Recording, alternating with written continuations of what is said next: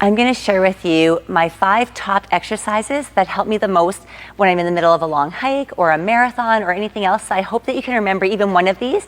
And if you throw these in during any endurance activity, even a long walk, a nose hill, or anywhere, sometimes we underestimate what a reset can do. It can be a game changer.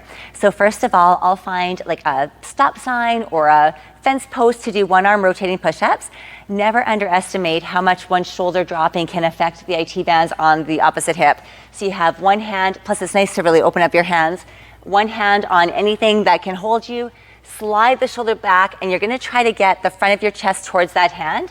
So you get a nice and deep, really open up, push hard into the tree, and then come up and turn towards that arm. Slide that shoulder blade back, get nice and deep.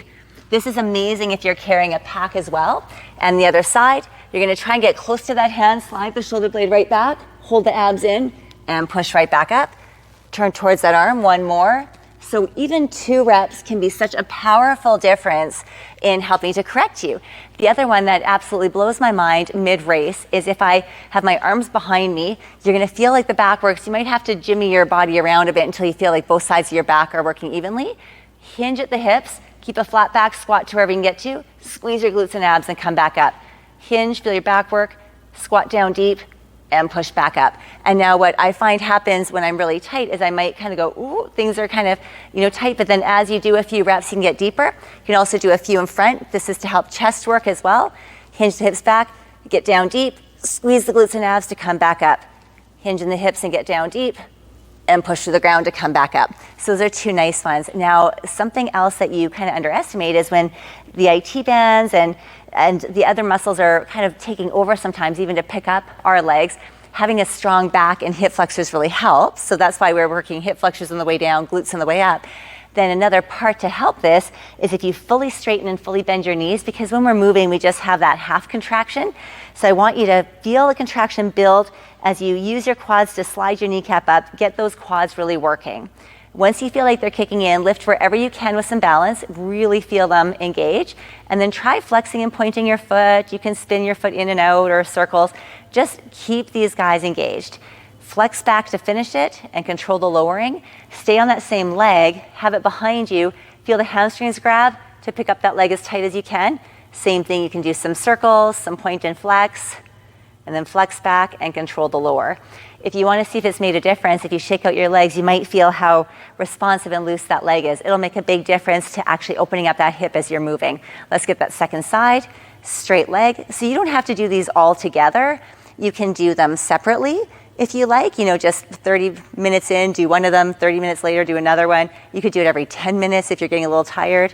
Control the lowering, and then feel that hamstring kick in, holding the abs in, pulling nice and tight.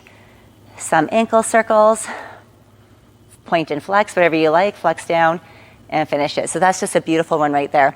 A quick one, if you notice your low back kicking in, you're gonna squeeze your glutes. This just kind of finishes what we just did. Squeeze your butt cheeks together, tuck under, and get that really great, contraction, that little duck stand. And you can push your feet outwards, you can pull them inwards, so you can feel how everything kicks in, and you'll notice that it takes a lot of pressure off the back. The last one is this standing rotation. If I notice when I'm running that I'm starting to get a sore left hip, I turn to that side first. So I'd have my left leg in front, right leg behind, straighten the legs fully, which will be easy to do after what we just did. Lift pelvic floor and get the hips underneath you a little bit. Picture your spine like a post, turn your ribs towards the left leg, turn your hips the opposite way like you're wringing out a cloth.